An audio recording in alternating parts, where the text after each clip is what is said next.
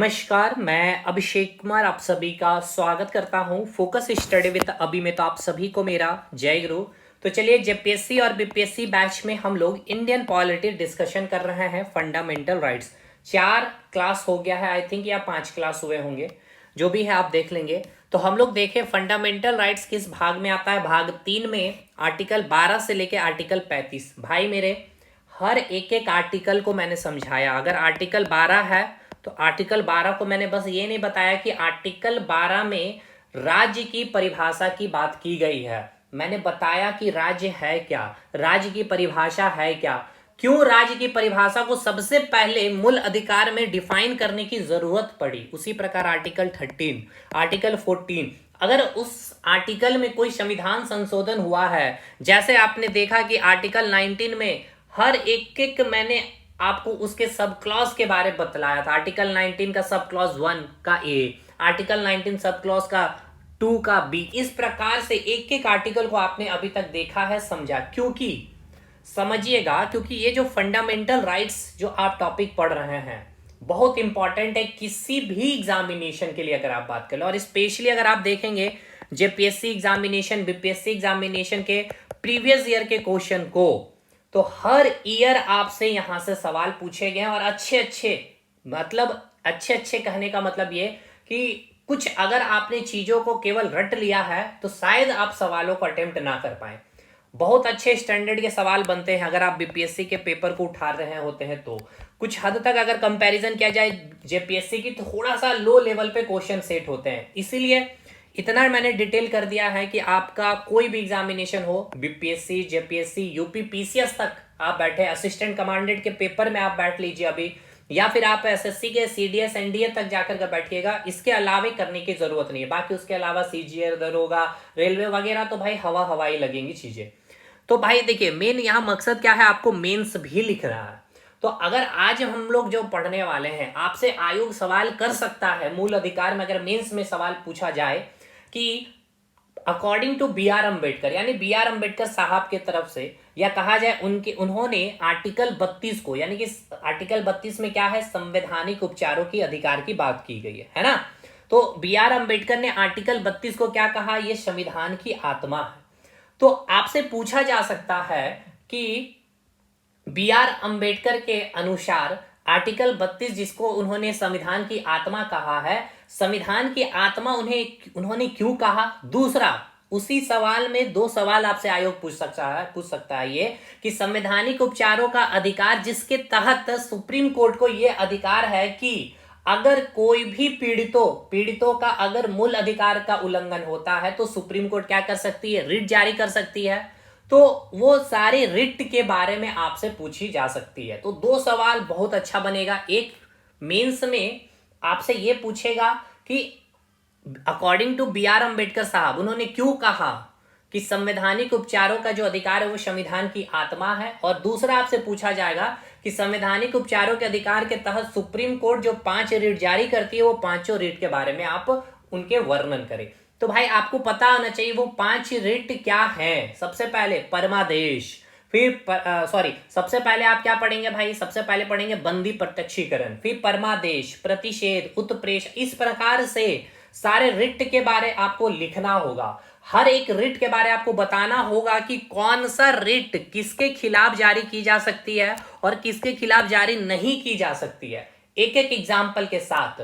तब जाकर के आप, क्योंकि फंडामेंटल राइट्स, क्योंकि मैंने पहले ही कहा कि जब तक एग्जाम डेट ना आ जाए तब तक हर जो भी टॉपिक मैं करवाऊंगा पीटी और मेंस को लेकर के, जैसे हिस्ट्री में मॉडर्न हिस्ट्री आपने देख लिया, बहुत सारी चीजें आपने खत्म कर ली है, 4-5 चैप्टर। और इंडियन पॉलिटी में भाग 1 हो चाहे भाग 2, भाग 3, फिर मैंने इंट्रोडक्शन में बहुत सारी चीजें बताया। भारत के संविधान को अमेरिका के संविधान से कंपैरिजन कराया, ब्रिटेन के संविधान से कंपैरिजन कराया, क्या अलग है क्या समानता है, बहुत चीजें को आपने बहुत अच्छी तरीका से, लोकतंत्र वगैरह के बारे में आपने समझा है। खैर, पीटी जब आपका क्लियर होगा, क्योंकि ये बैच पीटी प्लस मेंस का है, तो आफ्टर पीटी मेंस लेवल पे जाकर के फिर से मैं और भी बहुत कुछ बताऊंगा। लेकिन इतना अभी मैं जो करवा रहा हूं भाई, याद रखिएगा 85% आपका काम मेंस का हो जा रहा है, पीटी के लिए आपको सोचनी नहीं पड़ेगी। तो खैर, आज आपको समझ में आएगा हर एक एक जो भी रिट जारी की जाती है, रिट के बारे में पूरा डिटेल अध्ययन करेंगे। तो हमने कहां तक चीजों को खत्म किया था, तो देखिए मूल अधिकार। अच्छा, पहले मूल अधिकार के सिलेबस पे आ जाइए कि मूल अधिकार में हमें क्या क्या पढ़ना था भाई। तो सबसे पहले आपने अधिकार के अर्थ को समझा, फिर आपने मूल अधिकार के अर्थ को समझा, फिर इन दोनों में कंपैरिजन किया, कौन बड़ा कौन छोटा, क्यों बड़ा क्यों छोटा है ये, ठीक है। फिर आपने देखा कि मूल अधिकार की विकास कैसे हुई, और इन दोनों को फिर आपने साथ में अभी हम लोग कर ही रहे हैं। मूल अधिकार के पहले अगर बात किया जाए कि मूल संविधान में 7 फंडामेंटल राइट्स थे, मूल अधिकार थे, लेकिन एक संपत्ति का अधिकार हट गया, तो संपत्ति का अधिकार को समझ लिया हमने। अब ये 6 के 6 मूल अधिकार को समझ रहे हैं और उसकी विशेषताओं पे भी बात कर रहे हैं, ठीक। इसके बाद फिर हम लोग देखेंगे मूल अधिकार के और आपातकाल के बीच का क्या संबंध है, और फिर मूल अधिकार और सैन्य बल और मूल अधिकार और मार्शल लॉ के बारे में देखेंगे, और रेट के बारे में आज पूरी मैं डिस्कशन कर दूंगा, ठीक है, जो आर्टिकल 32 के तहत है, और उसकी आलोचना और महत्व पे भी हम लोग एक बार डिस्कशन कर लेंगे, ठीक है। तो अगर आपसे ये पूरा मेंस का भी एक क्वेश्चन बन सकता है, अधिकार का अर्थ क्या है, अधिकार में मूल अधिकार और मूल अधिकार जो हमारे संविधान में जो मूल अधिकार एक आम नागरिक को दी गई है उसके बारे में आप चर्चा करिए, ठीक है। मूल अधिकार के यानी कि उसकी चर्चा करने का मतलब क्या है, वो आपसे क्या पूछ रहा है, मूल अधिकार की विशेषताओं के बारे, उसके प्रकार के बारे में, और उसके विकास कैसे हुआ। क्लियर है भाई, तो ये सारी चीजें आप लिख सकते हैं। तो चलिए हम लोग अभी देख रहे हैं मूल अधिकार के प्रकार और विशेषताएं, ठीक है। हम लोगों ने ये सब चीजें खत्म कर लिए हैं, और ये अभी हम लोगों का चल रहा है, ये आज हम लोगों का समाप्त हो जाएगा। कैसे हो जाएगा, तो देखिए मूल अधिकार के प्रकार और विशेषताएं, मतलब ये कि कुल कितने मूल अधिकार के प्रकार थे। मैंने आपको ये नोट्स भी अपलोड होगा जैसे सेशन खत्म होगा आपका। देखिए यहाँ पे हमने देखा मूल अधिकार के प्रकार, एक है क्षमता का अधिकार, स्वातंत्र्य का अधिकार, शोषण के विरुद्ध अधिकार, धर्म की स्वतंत्रता, यानी आर्टिकल 28 तक हम लोगों ने कवर कर लिए हैं। आज देखेंगे संस्कृति एवं शिक्षा संबंधी अधिकार, आर्टिकल 29 और आर्टिकल 30, और इसके बाद संपत्ति का अधिकार ये हम लोगों ने कंप्लीट कर लिया है। और आज ही हम लोग देखेंगे संवैधानिक उपचारों का अधिकार यानी आर्टिकल 32, ठीक है। 29, 30 और 32 देखेंगे। आर्टिकल 31 तो अब आपका मूल अधिकार रहा ही नहीं, अब ये क्या हो गया है, एक लीगल राइट हो गया, आर्टिकल 300A में। इसकी कहानी मैंने आपको पूरी समझा रखी है। तो चलिए आज हम लोग स्टार्ट करेंगे कहां से, संस्कृति एवं शिक्षा संबंधी अधिकार के बारे में। तो आ जाइए भाई, क्लियर है चीजें, आप सब चीज को को रिलेट कर पा रहे। देखिए हर स्टार्टिंग क्लास में मैं एक दूसरे से आपको को रिलेट कराता हूं पिछले क्लास से। संस्कृति एवं शिक्षा संबंधी अधिकार यानी आर्टिकल 29 और 30 के बारे आज हम लोग अध्ययन करने वाले। यानी अगला जो मूल अधिकार आपको मिला है वो मूल अधिकार क्या है, संस्कृति एवं शिक्षा संबंधी अधिकार। इसमें आपको 2 आर्टिकल के बारे पढ़ना है, बहुत डिटेल हम लोग इसको अध्ययन करेंगे। चलिए आ जाइए, पहले एक बार नोट्स में पहले समझिए और फिर नोट्स देखिए, तब जाके आपको मजा भी आएगा घर में नोट्स पढ़ने का भी। और इस तरह से पढ़ रहे हैं कि भाई आपको केवल नोट्स ही भी नहीं खिलवा रहा हूं मैं, ठीक है ना, वो तो खैर आपको भी पता है कंटेंट आप। चलिए ये मैं YouTube पे भी डालूंगा ताकि लोगों को समझ में आएगी। जो रीट है, 5 प्रकार के जो रीट सुप्रीम कोर्ट जारी करती क्या है, क्या डिफरेंस है, कि कब जारी की जाती है, किसके खिलाफ जारी की जाती है और किसके खिलाफ जारी नहीं की जा सकती है। चलिए साहब, तो हम लोग आज 5वें मूल अधिकार की बात करेंगे। 5वां मूल अधिकार क्या है, जिसका हेडिंग है, ठीक है, जिसका शीर्षक क्या है 5वां मूल अधिकार का, संस्कृति एवं शिक्षा। भाई लिख करके ही पढ़ाऊंगा, PDF तो मैंने रेडी किया है एकदम अपडेटेड, ताकि आपको कुछ करना ना पड़े। शिक्षा एवं, और आज आखिरी तिथि है, ऑफर है भाई बैच में, PT प्लस मेंस बैच में मात्र अभी फी अभी आपकी 10,000 थी, लेकिन अभी फी कर दी गई है मात्र और मात्र 299 में, PT प्लस मेंस। और देख लीजिएगा डेमो क्लास ये मैं YouTube पे भी छोड़ रहा हूँ इसीलिए, ताकि आपको भी समझ में क्या कंटेंट मिल रहा है। और भाई दुनिया 40-50 मैंने वीडियो डेमो क्लास में दे रखा है, ऐसा नहीं कि 2-4 वीडियो है, हर सब्जेक्ट की आपको मिल जाएगी, ठीक है। संस्कृति एवं शिक्षा संबंधी अधिकार है हमारा आज का मूल अधिकार के बारे में इसका शीर्षक, ठीक है। इसी के तहत आपको आर्टिकल 29 पढ़ना है और आर्टिकल 30 पढ़ना है। तो पहले आर्टिकल 29-30 से पहले आपको समझना होगा, क्या समझना होगा, तो देखिए यहाँ पे एक शब्द है संस्कृति, ठीक है। शिक्षा के बारे में तो आपको समझ में आ ही रहा क्या है, शिक्षा संबंधी अधिकार। अधिकार ये मैंने आपको समझा दिया किसको अधिकार कहते हैं, अधिकार के प्रकार भी मैंने बताए। तो यहाँ पे 2 चीज को पहले समझिएगा, 2 चीज क्या क्या है, एक आपकी संस्कृति, ठीक है, और एक आपका शब्द है सभ्यता। पहले इनके बीच के डिफरेंस को समझिए कि संस्कृति और सभ्यता के बीच का डिफरेंस क्या होता है, ठीक है मेरे भाई।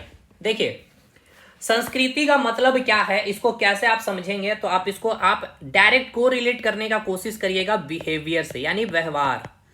यानी व्यवहार जो होता है, अभी एकदम आराम से सुनिए मैं क्या बोल रहा हूं, हर एक एक लाइन आपको समझ में आएगा। व्यवहार जो होती है वो डायरेक्टली प्रोपोर्शनल टू संस्कृति की होती है, यानी कि जो बिहेवियर है वो समानुपाती होती है कल्चर से। ठीक है, बिहेवियर क्या होती है, डायरेक्टली प्रोपोर्शनल टू कल्चर्स, यानी कि आपका व्यवहार जैसा होगा आपके अंदर वैसी संस्कृति आएगी।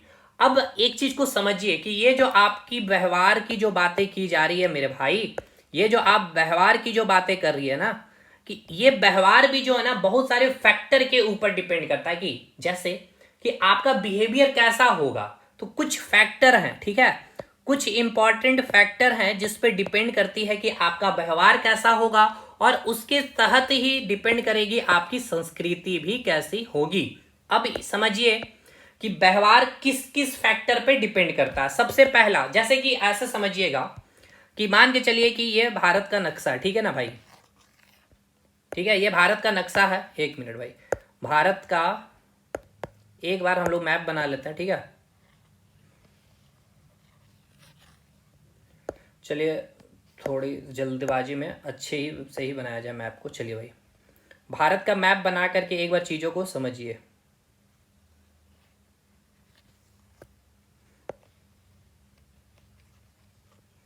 ठीक है,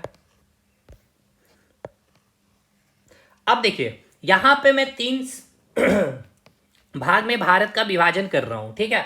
ये हो गया उत्तर भारत, ये हो गया मध्य भारत यानी मिडिल भारत, और ये हो गया आपका दक्षिण भारत यानी कि साउथ भारत, ठीक है भाई। अब देखिए अगर आप नॉर्थ भारत की बात कर ले, यानी उत्तर में रहने वाले लोगों का अगर खान पान आप देखेंगे, या फिर मध्य भारत में रहने वाले जो लोगों का खान पान देख रहे हैं, या फिर दक्षिण में रह रहे हैं लोगों का खान पान का जो बिहेवियर होगा, वो तीनों आपको अंतर दिखाई पड़ेगा। क्यों? क्योंकि वहां की जलवायु, वहां की मौसम, वहां की सॉइल क्या है, अलग अलग है। वहां पे जो उत्पादन होगी वो अलग अलग चीजों का। यहाँ पे जैसे यहाँ के लोग रोटी खाना बहुत अधिक पसंद करेंगे। मध्य भारत में अगर आप देखें तो चावल खाना, जैसे बिहार, झारखंड, यूपी, बंगाल चले जाए तो चावल खाना काफी अधिक पसंद करेंगे। और दक्षिण भारत में अगर चाहे तो साउथ इंडियन डिश में जैसे कि इडली हो गया, सांबर हो गया, नारियल वगैरह की यहाँ खेती अधिक है, तो इनका सेवन इनका बहुत अधिक मिलेगा। यानी कि यहाँ के लोगों का जो बिहेवियर है, यानी यहाँ के लोगों का जो व्यवहार है, इनके खान पान के दृष्टि से देखेंगे, या फिर इनका व्यवहार खान पान के दृष्टि से देखेंगे, या फिर इनका व्यवहार खान पान के दृष्टि से देखेंगे, तो क्या मिलेगा, अलग अलग मिलेगा। इसीलिए दक्षिण भारत के लोगों की जो खान पान से रिलेटेड जो बिहेवियर है वैसे वहां की संस्कृति होगी, ठीक है। उसी प्रकार मध्य भारत में जो खान पान की जो बिहेवियर है वहां के लोगों की संस्कृति कुछ अलग होगी खान पान से रिलेटेड।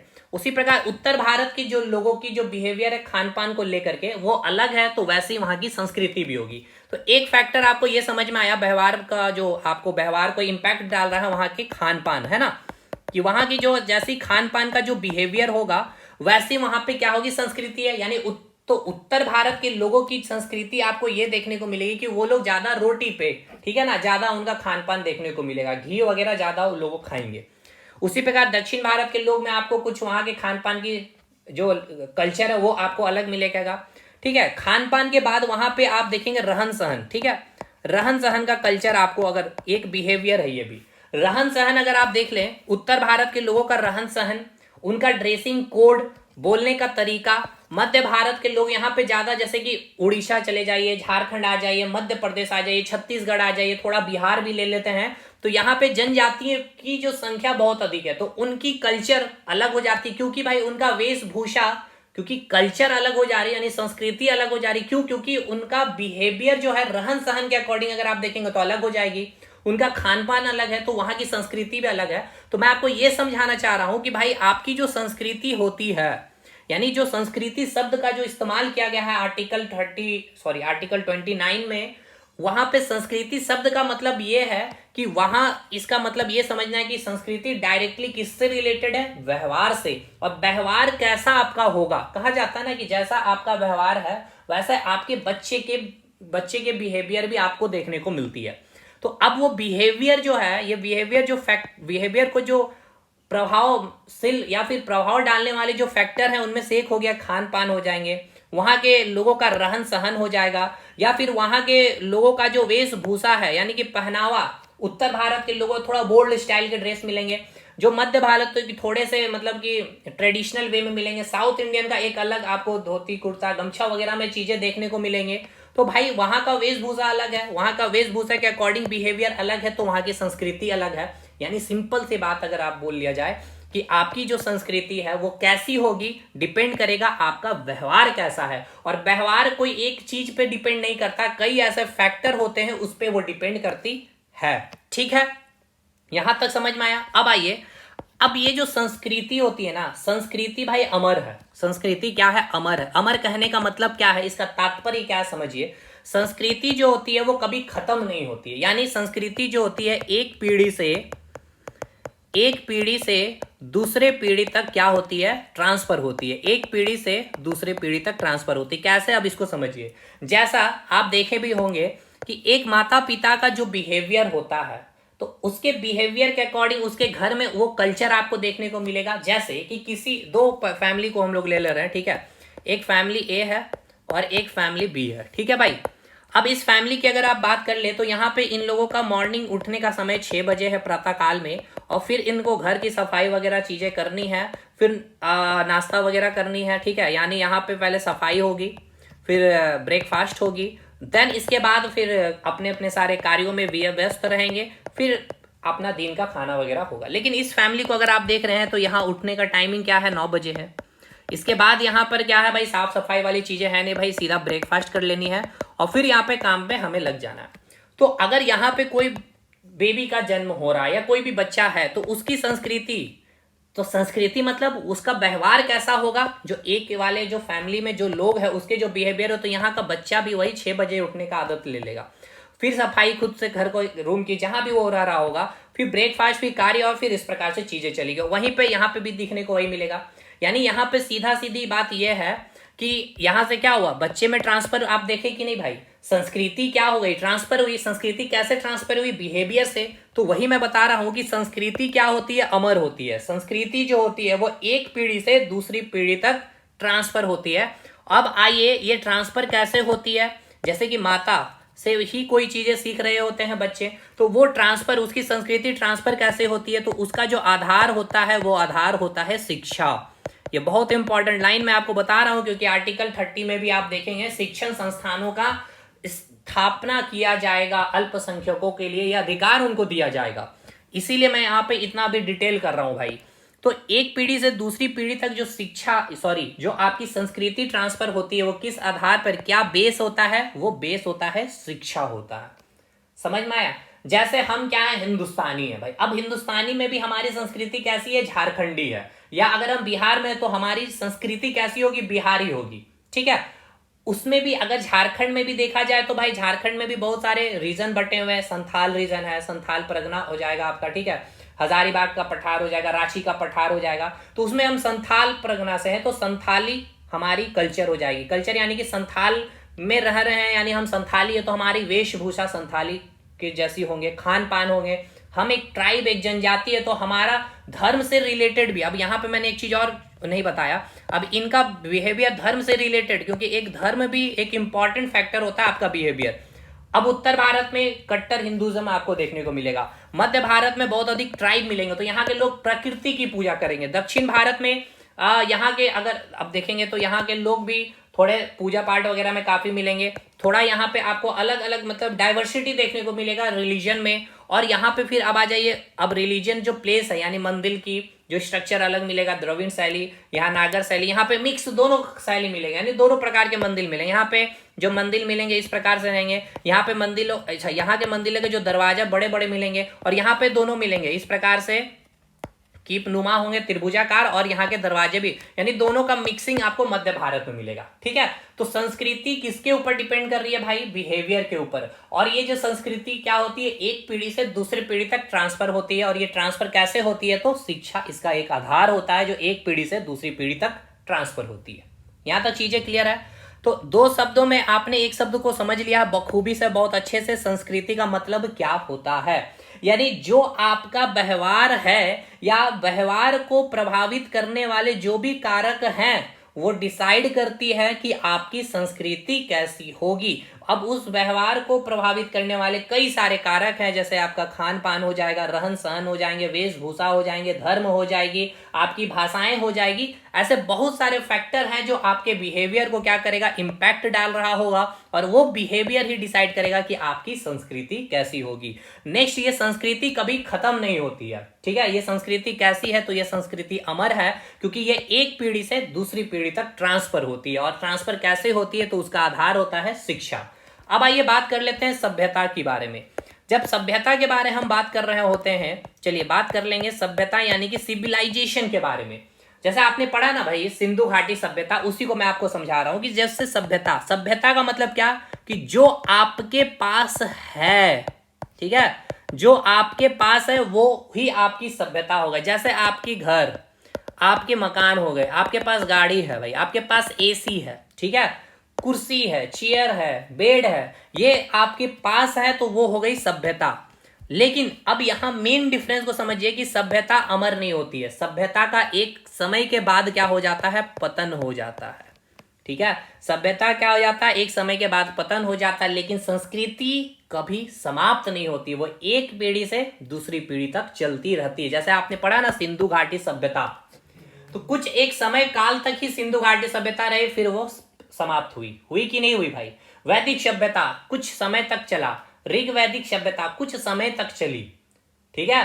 तो वो आपने, मैंने एंशियंट में अभी शायद 4 क्लास या 2-3 क्लास मैंने भी लिए हैं सिंधु घाटी सभ्यता, वो मैंने बहुत डिटेल समझाया सभ्यता के बीच का। बस ये अभी पॉलिटी के अकॉर्डिंग समझिए, सभ्यता का मतलब क्या है कि जो आपके पास है। सिंधु घाटी सभ्यता, तो सिंधु नदी से जो उनके आसपास की जो घाटियां बनी, यानी कि सिंधु नदी से मिलने वाली जो भी नदियां थी, झेलम, चिनाब, रावी, व्यास, सतलुज, वो घाटी वाला क्षेत्र में एक सभ्यता जन्मा, ठीक है। एक सभ्यता वहां पे उपज ली। कैसे उपज ली, यानी कि जो जो चीज उनके पास आए, हथियार आए, लोहे का सामान आए, ये सारी चीजें जो हो गई सभ्यताएं कहलाई। लेकिन कुछ समय के बाद सभ्यताएं क्या हो जाती है, पतन हो जाती है, समाप्त हो जाती है। तो देखिए 2 चीज क्लियर हुआ, पहले ये बताइएगा। अगर आपसे पूछ लिया जाए कि व्यवहार और संस्कृति के बीच का डिफरेंस क्या होगा, क्या आप बता पाइएगा, सॉरी, संस्कृति और सभ्यता के बीच का आप डिफरेंस बता पाएंगे या नहीं, ये पहले ये बताइएगा।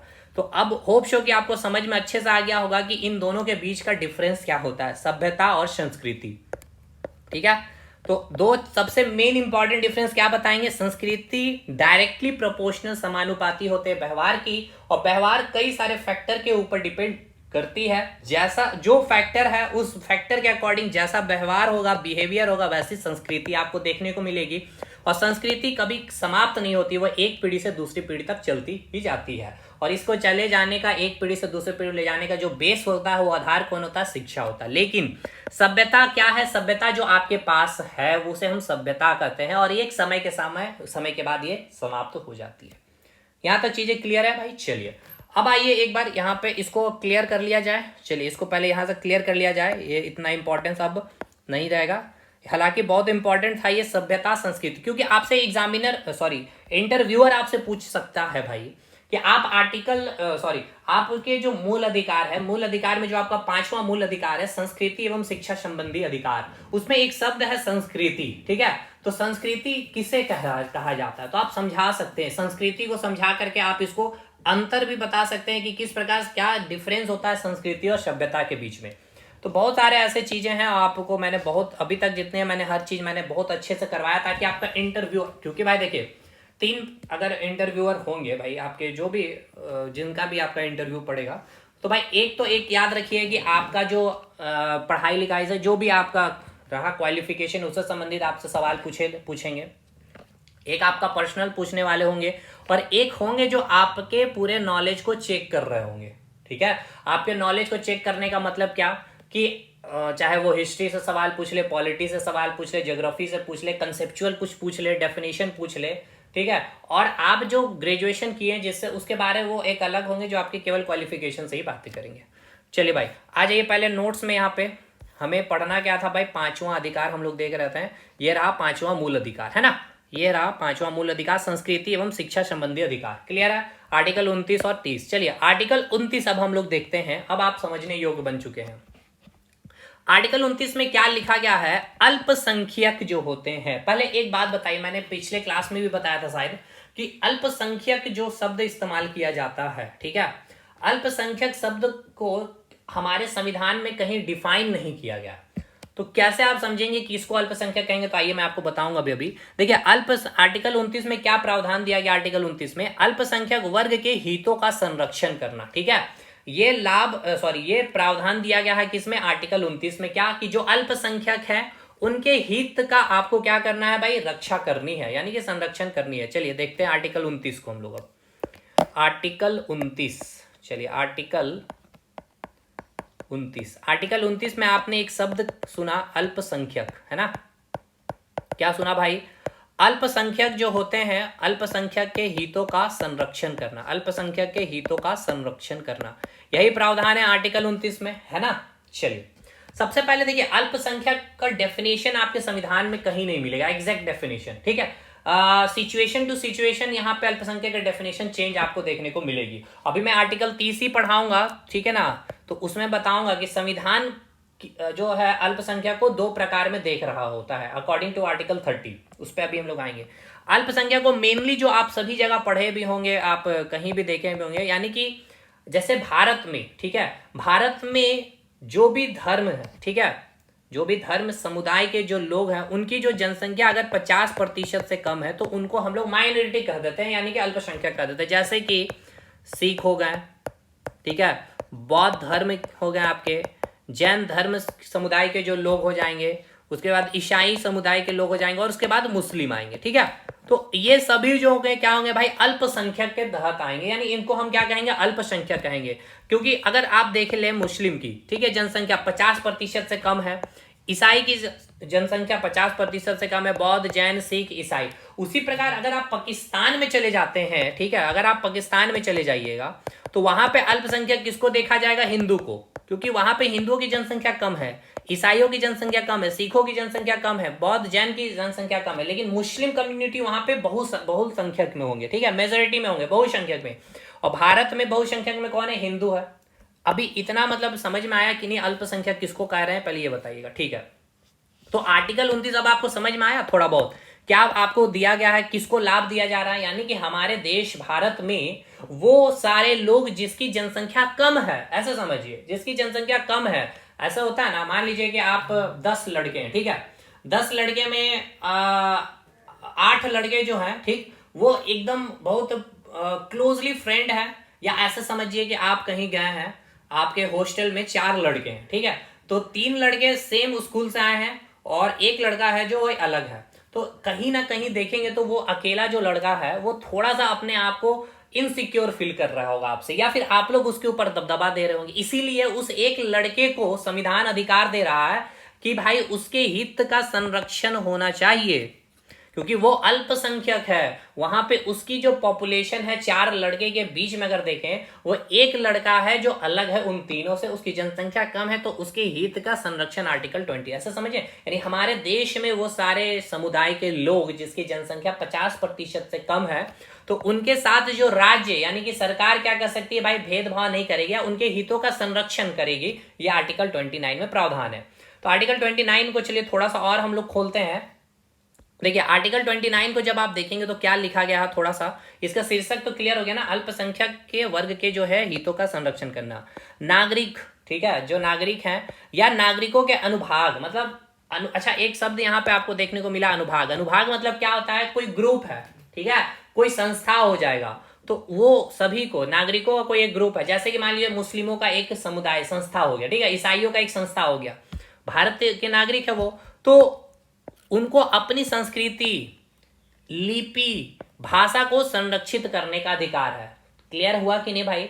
यानी कि जो अल्पसंख्यक समुदाय के जो लोग हैं उनके हितों का संरक्षण प्रावधान किया जाएगा। मान के ऐसे चलिए कि बौद्ध जो धर्म के लोग हैं उनकी कोई लिपि है या कोई उनकी भाषा है, ठीक है, या अगर आप देख लीजिएगा जैसे कि झारखंड में हम लोग, झारखंड में अगर आप देख ले जो आपके क्षेत्रीय जो भाषाएं हैं, ठीक है, झारखंड क्षेत्र में बोले जाने वाली भाषाएं जैसे संताली भाषा हो गया, ये क्या बोलते हैं, नागपुरी हो गया, खोट्ठा हो गया, कुड़ुक हो गया, पंच परगनिया हो गया, इनकी बोलने वाली जनसंख्या की संख्या कितनी है भाई, बहुत कम है, हजारों में होंगे, 5,000 8,000 10,000, इससे ज्यादा नहीं होंगे। यानी अल्पसंख्यक है। तो ऐसा ना हो कि इनकी जो लिपि है, इनकी जो भाषा है, इनकी जो संस्कृति है, इनकी जनसंख्या कम होने के कारण झारखंड में वो लुप्त हो जाए। तो लुप्त ना हो तो इसके लिए क्या करना होगा भाई, इसके लिए आपके आने वाले पीढ़ी को आपको बताना होगा, आपको अपनी संस्कृति के बारे में, अपनी भाषा के बारे में, अपनी लिपि के बारे में। तो इस संस्कृति को एक पीढ़ी से दूसरी पीढ़ी में आप कैसे भेजेंगे भाई, शिक्षा के माध्यम से ही भेज रहे होंगे। तो वही बात आपका आर्टिकल 29 बोल रहा है कि किसी भी अल्पसंख्यक को, ठीक है, उनके हितों का संरक्षण करने का लाभ यह आर्टिकल 29 देता है। अब एक चीज को यहां पे और गौर करिएगा कि सुप्रीम कोर्ट के तरफ से, ठीक है, सुप्रीम कोर्ट जो है आपके, देखिए होता क्या है, यहाँ पे एक मिसअंडरस्टैंडिंग, इसको भी क्लियर कीजिएगा। क्या मिसअंडरस्टैंडिंग है? यहाँ पे आपका जो आर्टिकल 29 में साफ साफ आपने देख लिया कि अल्पसंख्यकों के हितों का संरक्षण की बात की, मतलब कि आर्टिकल 29 का लाभ केवल और केवल किसको मिलेगा, जो अल्पसंख्यक है, यानी कि जो माइनॉरिटी है। नहीं, सुप्रीम कोर्ट ने व्याख्या किया है इसके, साफ साफ इसको डिफाइन किया है, और डिफाइन करके स्पष्ट किया है, क्लियर किया है कि आर्टिकल 29 का जो लाभ है अल्पसंख्यकों के लिए भी है, ठीक है, इनको भी लाभ मिलेगा, साथ के साथ जो बहुल संख्यक है, ठीक है, यानी भारत में देखा जाए यानी हिंदू कम्युनिटी को भी इसका लाभ, यानी उनके भी हित का संरक्षण किया जाएगा, उनकी भी जो लिपि, भाषा, जो संस्कृति है, उनके भी हित की रक्षा की जाएगी। ये साफ साफ सुप्रीम कोर्ट ने इसको डिफाइन किया, ठीक है, सुप्रीम कोर्ट ने इसको स्पष्ट किया, क्लियर। तो आर्टिकल 29 समझ में आया? क्या समझ में आया? देखिए, आपका पांचवा जो मूल अधिकार था, वो पांचवा मूल अधिकार क्या था? संस्कृति एवं शिक्षा संबंधी अधिकार, है ना। संस्कृति से संबंधी और शिक्षा से संबंधी, यानी कि संस्कृति से संबंधित जो अधिकार है, यानी आपकी संस्कृति बने रहे, यानी किसकी संस्कृति बने रहा है भाई, जो अल्पसंख्यक है। लेकिन सुप्रीम कोर्ट ने इसको अच्छे से क्लियरिटी के साथ डिफाइन किया कि केवल अल्पसंख्यक की ही संस्कृति के हित का संरक्षण नहीं, बल्कि बहुसंख्यकों का भी संरक्षण हो। शिक्षा संबंधी, अभी आपको आर्टिकल 30 में मैं बताऊंगा कि कैसे शिक्षा संबंधी अधिकार की भी बात की गई है। तो अब समझ में आया, संस्कृति एवं शिक्षा संबंधी अधिकार जो हेडिंग है, जो टाइटल है पांचवा मूल अधिकार का, यानी कि जो अल्पसंख्यक है। अब ऐसे समझिए ना भाई, किसकी संस्कृति खत्म होने वाली, जैसे संथाली बोलने वाले लोगों की संख्या काफी कम है, तो हो सकता है आने वाले समय में संस्कृति उनकी पूरी तरह से लुप्त हो जाए, उनकी पहनावा पहनने वाले लोग ही ना रहे, ठीक है। तो वो कैसे बचेगा, संस्कृति कैसे बचेगा भाई, कैसे बचेगा? मैंने अभी आपको बताया था, संस्कृति एक पीढ़ी से दूसरी पीढ़ी जो ट्रांसफर होती है, उसका माध्यम ही शिक्षा होता है, उसका आधार ही शिक्षा होती है, इसीलिए तो इसका शीर्षक रखा गया था, संस्कृति एवं शिक्षा संबंधी अधिकार, ठीक है। तो अब ये शिक्षा से रिलेटेड आर्टिकल 30 में हम लोग बात करेंगे कि शिक्षा देने का अधिकार अल्पसंख्यक जो ग्रुप है, समुदाय, जो अनुभाग हैं, उनको अपने शैक्षणिक संस्थान स्थापित करने का अधिकार देगा आर्टिकल 30। तो चलिए आर्टिकल 30 अब हम लोग देखते हैं। यहां आर्टिकल 29 समझ में आया? पहले ये बताइएगा, क्लियर है ना भाई? मैंने बहुत डिटेल जाकर के एकदम सिंपल शब्दों में इसको समझाने की कोशिश की है आपको।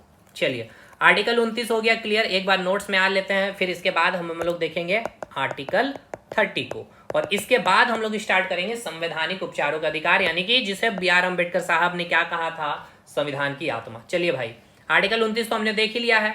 चलिए आर्टिकल 30 पे बात करते हैं। आर्टिकल 30 क्या बोलता है उसको समझिएगा। अच्छा, आर्टिकल 30 को पहले पढ़िए, नोट्स में क्या लिखा हो, बहुत इंपॉर्टेंट है। नोट्स में जो बातें लिखी गई उसमें क्या आपको समझना है, क्या नहीं है, तब आपको समझ में आएगा। आर्टिकल 30, अच्छा आर्टिकल 30 बोलते ही आपके दिमाग में क्या जाना चाहिए, कौन सा अधिकार आपको दे रहा होगा, आर्टिकल 30 में क्या प्रावधान होगा? तो यही प्रावधान होगा संस्कृति और शिक्षा से संबंधित। क्यों?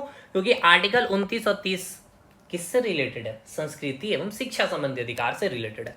तो आर्टिकल 30 में बोला गया है कि सभी धार्मिक एवं भाषाई, इसके बाद का सेंटेंस पढ़िए, अल्पसंख्यक, यानी यहां पे आपको दिमाग में खटकना चाहिए। अभी तक आपने आर्टिकल 29 में बात किए थे अल्पसंख्यक वर्ग के बारे में, लेकिन यहां साफ साफ आर्टिकल 30 में क्या लिख दिया गया है, ये जो अल्पसंख्यक होंगे वो अल्पसंख्यक कौन कौन से? धार्मिक अल्पसंख्यक और भाषाई अल्पसंख्यक। इसका मतलब ये कि आर्टिकल 30 में अल्पसंख्यक को डिफाइन किया गया है, या फिर आप ऐसे कह सकते हैं केवल आर्टिकल 30 ने ही किया है भाई, इसलिए आप ऐसा नहीं लिख सकते कि हमारे संविधान में अल्पसंख्यक को डिफाइन किया गया। नहीं, आर्टिकल 30 में यहाँ पे संविधान, आर्टिकल 30 में हमारे संविधान में जो आर्टिकल 30 है वो अल्पसंख्यक को दो प्रकार से दिखलाए हैं, ठीक है, या अल्पसंख्यकों जो वर्ग हैं उनको दो प्रकार से उल्लेखित किए हैं। एक तो धार्मिक अल्पसंख्यक और एक भाषाई अल्पसंख्यक। अब ये क्या है, अब इसको समझिए, ठीक है, क्या बोलना चाह रहा है इसको समझिए। एक है आपका धार्मिक और एक है आपका भाषाई, ठीक है। अब इसको समझिए, ये क्या है, धार्मिक अल्पसंख्यक, अल्पसंख्यक, और ये है भाषाई अल्पसंख्यक। अब ये क्या है भाई, समझिए, देखिए, धार्मिक अल्पसंख्यक है, यानी अल्पसंख्यक है मतलब जिसकी जनसंख्या कम है हमारे भारत में। तो किसकी जनसंख्या कम है, धर्म के अकॉर्डिंग पूछा जा रहा है, जैसे मुस्लिम हो गए, सिख हो गए, ईसाई हो गए, बौद्ध हो गए, क्रिश्चियनिटी हो गए, जैन धर्म के, यानी धर्म के आधार पर अल्पसंख्यक एक प्रकार हो जाएंगे। और एक प्रकार हो जाएंगे भाई मेरे भाषाई के आधार पर, यानी भाषा के आधार पर, यानी कि वो भाषाएं जो बोलने वाले लोगों की जनसंख्या काफी कम है। अब आपको मैंने अभी बताया संथाली बोलने वालों की कितनी जनसंख्या है भाई, मैथिली बोलने वाले लोगों की कितनी जनसंख्या है, या फिर बात कर लिया जाए खोट्टा बोलने वाले की बहुत कम है। तो वैसे अल्पसंख्यक भाषाएं अल्पसंख्यक जिनकी जनसंख्या काफी कम है, उनके लिए आर्टिकल 30 में प्रावधान दिया गया। क्या दिया गया, अब आगे पढ़िए। सभी धार्मिक एवं भाषाई अल्पसंख्यक को मनपसंद का शिक्षण संस्थान स्थापित करने एवं प्रशासित करने का अधिकार होगा। अब एक बात आपको यहां सोचना चाहिए, क्या सोचना चाहिए, यहां ये आपको सोचना चाहिए कि चलिए ठीक है, यहां आर्टिकल 30 ने अल्पसंख्यक को दो प्रकार से उल्लेखित किया है या बताया है कि दो प्रकार के संवैधानिक तौर पे अल्पसंख्यक हो सकते हैं, ठीक है, क्योंकि आर्टिकल 30 है, यानी कि संवैधानिक तौर से आप बोल सकते हैं कि अकॉर्डिंग टू आर्टिकल 30 संवैधानिक तौर पे अल्पसंख्यक को दो प्रकार से बांटा गया है, एक भाषाई आधार पर और एक धार्मिक आधार पर। और इनके जो मन, एक मिनट भाई, इनको जो है अधिकार दिया गया है मनपसंद के शिक्षण संस्थान स्थापित करने का। मतलब ये कि जो धार्मिक अल्पसंख्यक है, जैसे चाहे वो इस्लाम हो जाए या फिर सिख हो जाए या फिर ईसाई हो जाए, ये अपने मनपसंद के कोई भी शिक्षण संस्थान स्थापित कर सकते हैं। और उसी प्रकार अब यहाँ पे भाषा है, कोई जैसे संथाली भाषा है या फिर खोट्टा है, तो उस स्टेट में, जिस भी स्टेट में बहुत अधिक उसकी जनसंख्या है, कंपैरेटिवली अधिक है अदर स्टेट से, बोलने वाले लोगों की जनसंख्या अधिक है, तो वो सारे स्टेट में जो यूनिवर्सिटी है, गवर्नमेंट यूनिवर्सिटी जो होगी, वहां पे उसका एक डिपार्टमेंट बनाया जाएगा, उसकी शिक्षा दी जाएगी। ऐसा इसीलिए अल्पसंख्यकों, धार्मिक अल्पसंख्यकों और भाषाई अल्पसंख्यकों को मनपसंद शिक्षण संस्थान स्थापित करने का अधिकार इसीलिए दिया गया ताकि इनकी जो संस्कृति है और भाषाओं की जो संस्कृति है, जिस भी ट्राइब की हो सकती है ना, उसकी धार्मिक और भाषाई जो संस्कृति है वो बची रह सके।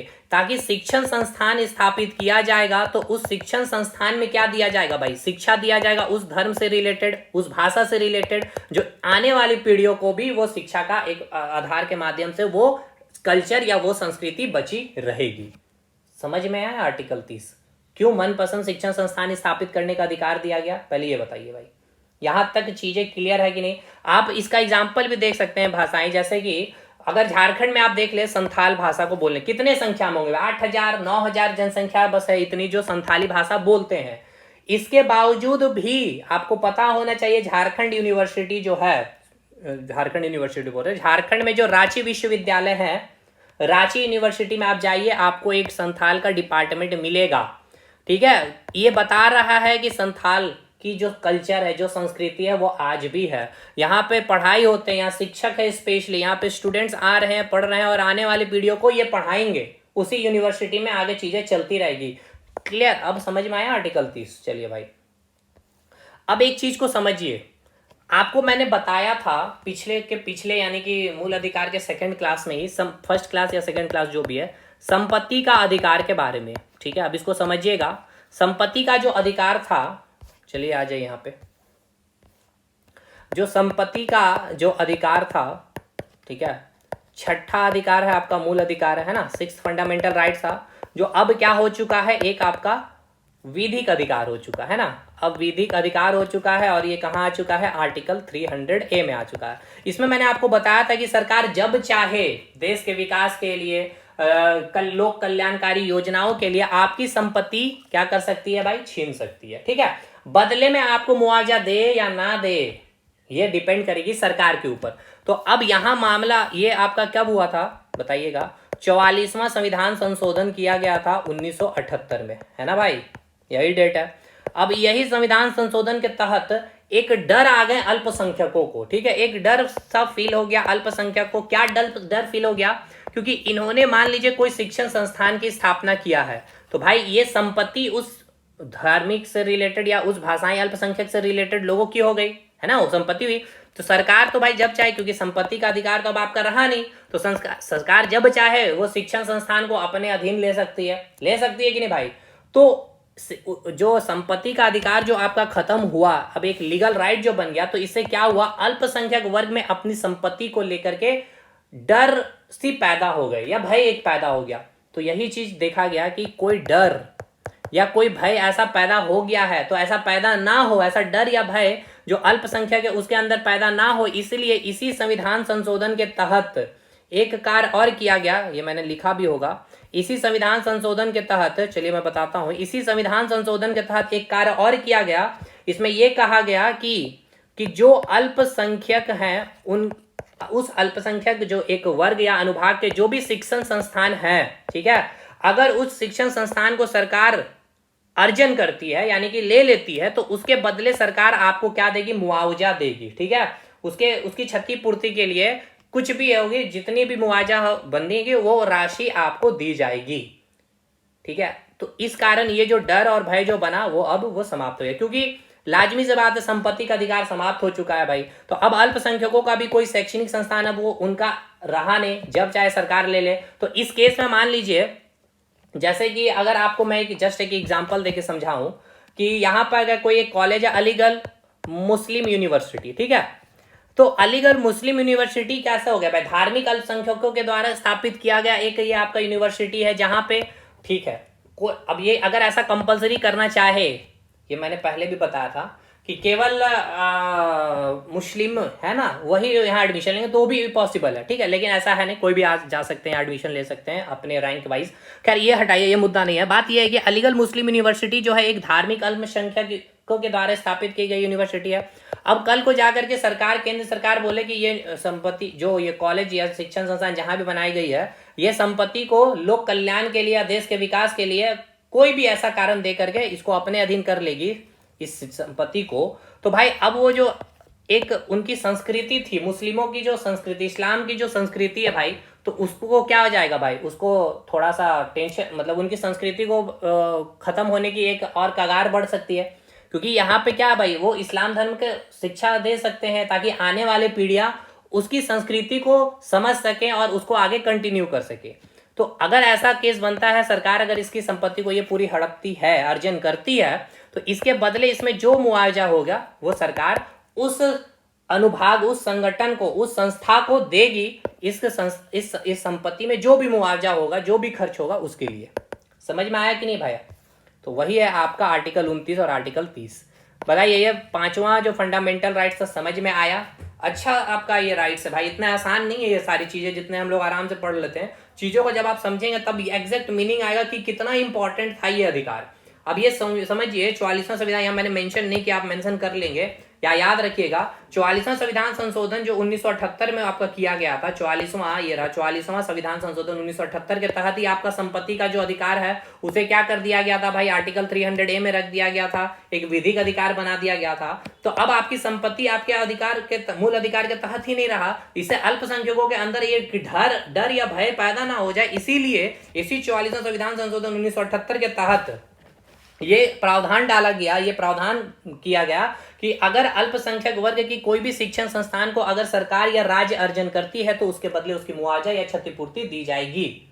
क्लियर है भाई? तो ये होता है आर्टिकल 29 और 30 की समाप्ति। अब आएंगे अंतिम मूल अधिकार जो होगा हमारा संवैधानिक उपचारों का अधिकार, जो आज हमारा हेडिंग भी है और इंपॉर्टेंट सेशन भी होगा इसके लेकर के, ठीक है। तो आर्टिकल 32 में क्या है, संवैधानिक उपचारों का अधिकार। देखिए यहाँ साफ सब शब्दों में मिलेगा, इनको B.R. अम्बेडकर बाबा साहब ने संविधान की आत्मा कहा है। तो चलिए यहाँ से स्टार्ट करते हैं आर्टिकल 32 को। अब इन सारी चीजों को पहले क्लियर कर लिया जाए, अब मेन हमारा वर्क होगा आर्टिकल 32 आज समाप्त करना, ठीक है। चलिए आर्टिकल 29-30 क्लियर हो गया, पांचवा फंडामेंटल राइट। अब हम लोग अंतिम मूल अधिकार के बारे में बात कर रहे होंगे, जो सातवां फंडामेंटल राइट हो वो क्या है आपका, संवैधानिक, ठीक है, संवैधानिक उपचारों का अधिकार। संवैधानिक उपचारों का अधिकार एक आर्टिकल इसमें पढ़ना है और इसमें रिट के बारे में आपको पढ़ना, ठीक है। आर्टिकल 32, यही आर्टिकल 32 है जिसको बाबा साहेब अम्बेडकर ने क्या कहा था, संविधान की आत्मा कहा था। तो पहले समझते हैं कि क्यों इनको संविधान की आत्मा इसे कही गई है, ठीक है। उसके बाद आर्टिकल 32 के तहत जो भी रिट वगैरह जारी की जाती है उसको भी अब हम लोग समझेंगे। पहले समझते हैं कि अच्छा यहाँ पे समझ में आ रहा, संवैधानिक उपचार, उपचारों का अधिकार, यानी कि कोई भी आपको चोट वोट लग जाता है आप उसका उपचार करने जाते हैं, तो संवैधानिक उपचार यानी कि संविधान आपको क्या क्या उपचार दे रहा है, किसके लिए, कि अगर आपका मूल अधिकार का अगर उल्लंघन होता है तो, ठीक है, आपको क्या रेमेडीज दी गई है, क्या आप उसके इलाज करवा सकते हैं, कहाँ जा सकते हैं, वो सारी चीजों का बात करेंगे आर्टिकल 32 में। उससे पहले समझते हैं कि बाबा साहेब अम्बेडकर ने संविधान की आत्मा किसको कहा, पूछेगा आपसे तो आप बोलेंगे आर्टिकल 32 संवैधानिक उपचारों के अधिकार को। तो चलिए अब स्टार्ट करते हैं आगे हम लोग। तो आइए समझते हैं संवैधानिक उपचारों का अधिकार यानी आर्टिकल 32 को क्यों संविधान की आत्मा कहा है बी आर अम्बेडकर साहब ने। अगर मैं आपसे पूछूं कि संविधान का, पूरे संविधान की, ठीक है, यानी भारत का जो संविधान है, भारत की जो संविधान है, पूरे भारत की संविधान का अगर निचोड़ मैं आपसे पूछूं या फिर एक लाइन या फिर एक शब्द में मैं आपसे पूछूं तो आप क्या कहेंगे भाई। एक शब्द में मैं अगर आपसे पूछूं या पूरा निचोड़ मैं पूछूं, संविधान का पूरा निचोड़ क्या है, तो आप क्या शब्द बोलेंगे एक शब्द में, लोकतंत्र, है ना। हमने आपसे ये पूछा कि पूरे संविधान का निचोड़ बताइए क्या है, पूरे संविधान का निचोड़ बताइए क्या है, या फिर एक शब्दों में बताइए कि संविधान क्या है, भारत का जो संविधान क्या है, तो आपने बोला लोकतंत्र, ठीक है। लोकतंत्र क्या है ये सब मैंने पहले बता रखा है, और मेंस का जब मैं क्लास स्टार्ट करूंगा तो लोकतंत्र सही फिर, ठीक है, बहुत डिटेल ले चलेंगे हम लोग फुल्ली एनसीईआरटी को पकड़ करके।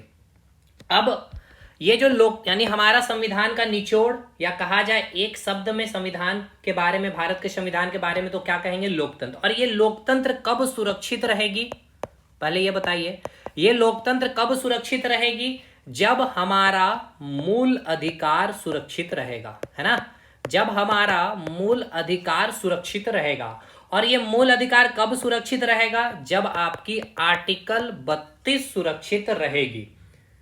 अब आपके मन में यह डाउट आ रहा होगा कि आर्टिकल 32 सुरक्षित रहेगी तब आपका मूल अधिकार सुरक्षित रहेगा, ये कैसे। हमने आपको क्या बताया सर, हमने ये बताया कि जो हमारा संविधान है, अगर मैं आपसे पूछूंगा कि पूरे संविधान का अगर आप निचोड़ बोलना चाहे या हमारा संविधान को एक शब्द में बताना चाहे क्या है, तो आपने बोला लोकतंत्र।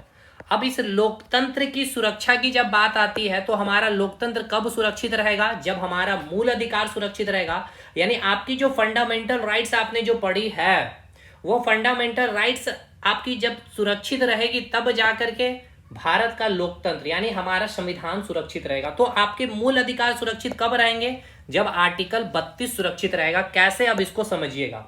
तो आर्टिकल 32 कहता क्या है, आर्टिकल 32 ये कहता है कि किसी भी व्यक्ति की, ठीक है, मूल अधिकार यानी कि फंडामेंटल राइट्स का अगर उल्लंघन होता है, आर्टिकल 32 ये कहता है कि किसी भी व्यक्ति, किसी भी नागरिक की मूल अधिकार का अगर उल्लंघन होता है तो अपने मूल अधिकार की संरक्षण के लिए या फिर अपने मूल अधिकार की रक्षा के लिए कहां जा सकता है, सुप्रीम कोर्ट जा सकता है। और सुप्रीम कोर्ट मूल अधिकार की रक्षा के लिए आदेश, जिसने भी उल्लंघन किया है आपके मूल अधिकार का, मान कैसे चलिए कि कोई भी कार्यपालिका, ठीक है, कार्यपालिका की कोई भी अंग आपकी मूल अधिकार का क्या क्या है, हनन क्या है, तो उस कार्यपालिका के अंग को सुप्रीम कोर्ट आपके मूल अधिकार की रक्षा के लिए आदेश दे सकती है या निर्देश जारी कर सकती है या आवश्यकता पड़ने पर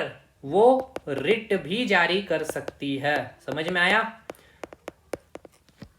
क्लियर हुआ। हमने क्या बोला कि आपकी जो आर्टिकल 32 है, आर्टिकल 32 क्या कहती है, क्या प्रावधान है कि किसी भी व्यक्ति की अगर मूल अधिकार का अगर उल्लंघन किया जाता है तो मूल अधिकार की रक्षा के लिए आप कहां जा सकते हैं, डायरेक्ट सुप्रीम कोर्ट जा सकते हैं। और सुप्रीम कोर्ट उसके मूल अधिकार की रक्षा के लिए, आपके मूल अधिकार की रक्षा के लिए उस बॉडी को जिसने भी उल्लंघन किया है उसको आदेश, निर्देश या फिर आवश्यकता पड़ने पर उसको क्या कर सकती है, रिट भी जारी कर सकती है। अब आवश्यकता के अनुसार सुप्रीम कोर्ट देखे कि आदेश जारी करने से ही काम होगा, निर्देश दे देने से, या फिर रिट जारी करनी पड़ेगी। ये डिपेंड करेगा अब सुप्रीम कोर्ट के ऊपर में। तो इसीलिए अगर आर्टिकल 32 ना होता हमारे संविधान में तो आपके मूल अधिकार का क्या किया जा सकता था? हनन किया जा सकता था। और आपके अगर मूल अधिकार का ही हनन हो गया तो भाई लोकतंत्र रहा कहां? ठीक है, इसीलिए बी आर अम्बेडकर, बाबा साहब अम्बेडकर ने आर्टिकल 32 को संविधान की आत्मा कहा है। क्लियर हो गया भाई? ये आपको पहले समझ में आया कि क्यों अंबेडकर साहब ने संविधान की आत्मा कहा है आर्टिकल 32 को? यहां तक चीजें समझ में आई। चलिए आइए एक बार देख लेते हैं क्या नोट्स में लिखा हुआ है। अच्छा, एक चीज और यहां पे समझ लीजिएगा कि ये मैंने आपको यहां पे बताया क्या जारी कर सकता है? रिट। अब यहां से आपको एक सवाल, आपका फैक्चुअल सवाल पीटी वगैरह में पूछ लिए जाते हैं, छोटे छोटे एग्जामिनेशन में भी पूछ लिए जाते हैं कि संवैधानिक उपचारों की जो व्यवस्था है, ये आपकी जो संवैधानिक उपचारों की जो व्यवस्था है, ये हमारे संविधान में किस देश के संविधान से अडॉप्ट किया गया था? तो याद रखिएगा इंग्लैंड के संविधान से हमने लिया है। ठीक है, और याद रखिएगा आपसे पूछा भी जाता है कि इंग्लैंड में इस व्यवस्था को क्या कहा जाता है? तो पता है, न्याय की झरना कहा जाता है भाई। मतलब आपकी जो न्याय है, न्याय की झरना, मतलब झरना जैसे बारिश, मतलब पानी गिर रही थी ना, उस प्रकार से आपकी न्याय की बारिश हो रही होती है, इंग्लैंड में ये कहा जाता है। ठीक है, तो संवैधानिक, आपसे पूछेगा संवैधानिक उपचारों की व्यवस्था को कहां से लिया गया है? इंग्लैंड से लिया गया है, जहां इसे किस नाम से जाना जाता है? क्या कहा जाता है?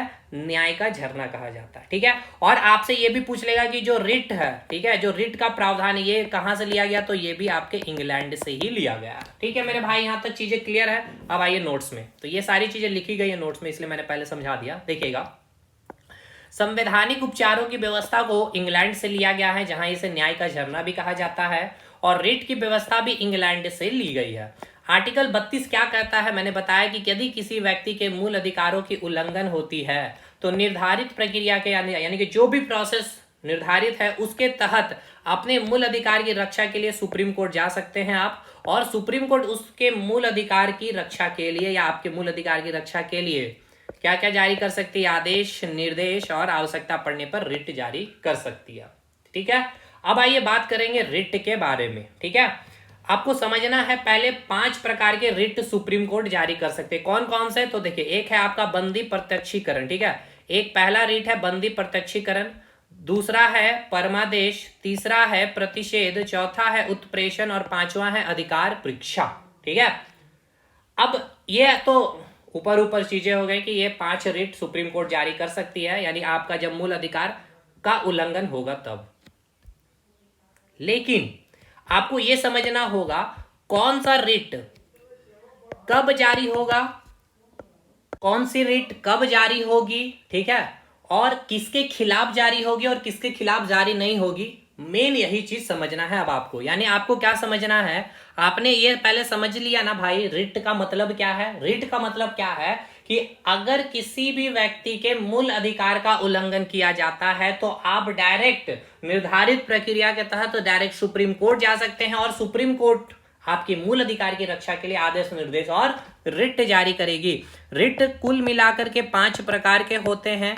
अब आपको समझना होगा ये पांचों के पांचों प्रकार के जो रिट हैं, ये रिट कब जारी होगी। 5 है तो भाई 5 में जैसे आपने देखा ना अभी, एक है बंदी प्रत्यक्षीकरण, परमादेश। तो कब बंदी प्रत्यक्षीकरण रिट जारी की जाएगी, या फिर प्रतिषेध, उत्प्रेषण, अधिकार परीक्षा जारी की जाएगी। ठीक है, यानी एक आपको समझना होगा मीनिंग, एक मीनिंग आपको समझना होगा कि रिट कब जारी होती है। ठीक, कौन सी रिट कब जारी होगी, किसके खिलाफ जारी होगी, ठीक, और किसके खिलाफ जारी नहीं कर सकते हैं सुप्रीम कोर्ट, ये भी आपको जानना होगा। ठीक है, याद रखिएगा, अगर आपके मूल अधिकार का उल्लंघन हुआ है और आप सुप्रीम कोर्ट जा रहे हैं तो हो सकता है कि आपके मूल अधिकार की रक्षा के लिए सुप्रीम कोर्ट कोई आदेश, निर्देश या रिट जारी नहीं कर सकती है। कहां कहां होगा, कैसे कैसे होगा, कब कब होगा, वो सारी चीजों पे अब हम लोग विस्तार से चर्चा करेंगे एक एक करके। तो सबसे पहला जो रिट है, सबसे पहले रिट की अगर बात की जाए तो पहला जो रिट है वो कौन सा रिट है, बंदी प्रत्यक्षीकरण। ठीक है, पहला जो रिट है वो है हैवियस कॉर्पस। ठीक है, हैवियस कॉर्पस जिसे इंग्लिश में कहते हैं बंदी प्रत्यक्षीकरण। ठीक है, प्रत्यक्षी होगा, बंदी प्रत्यक्षीकरण। ठीक, बंदी प्रत्यक्षीकरण। पहले नोट्स में देख लें एक बार, फिर चीजों को समझेंगे, एक एक एग्जांपल देकर मैं सारे रेट को समझाऊंगा। देखिए बंदी प्रत्यक्षीकरण, सबसे पहले आपको मीनिंग समझना होगा कि बंदी प्रत्यक्षीकरण का मतलब क्या है। तो देखिए बंदी प्रत्यक्षीकरण से आशय यह है कि जिस भी व्यक्ति को बंदी बनाया गया है, समझिएगा ऐसे, जिस भी व्यक्ति को अगर बंदी बनाया गया है तो उस व्यक्ति जिसको बंदी बनाया गया है उसकी वैधता का परीक्षण करना। यानी कि अगर आपको बंदी बनाया गया है, ठीक, तो आपको वाकई सही तरीके या सही रीजन के तहत आपको बंदी बनाया गया है या फिर गलत तरीके से आपको बंदी बनाया है, इसकी वैलिडिटी यानी उसकी वैधता जांची जाएगी। और ये जांच करने के लिए आप मान लीजिए कि आपका कोई भी, आपको अब इसको एक एग्जांपल से मैं अभी आपको समझाऊंगा, पहले वेट करिए, पहले ये समझिए जो चीज यहां लिखी हुई है कि बंदी प्रत्यक्षीकरण से आशय है बंदी बनाए गए व्यक्ति की वैधता का परीक्षण करना। अब पहले इसको आइए एक एग्जांपल से समझ लीजिए। जैसे मान लीजिए कि आप हमारे संस्थान में पढ़ने आए, ठीक है, हमारे संस्थान में आपने पढ़ने आया, आप आए हैं, ठीक, आपने क्या किया भाई, आपने फी डिपॉजिट नहीं किया, ठीक है, आपने फी डिपॉजिट नहीं किया।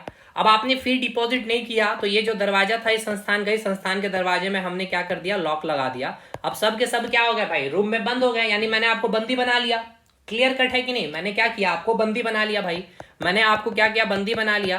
तो अब एक चीज याद करिए, मैंने एक समझाया था मूल अधिकार में स्वतंत्रता का अधिकार, ये क्या, ये बोलना सही है या स्वतंत्र अधिकार बोलना सही है, स्वतंत्र अधिकार बोलना सही है सर।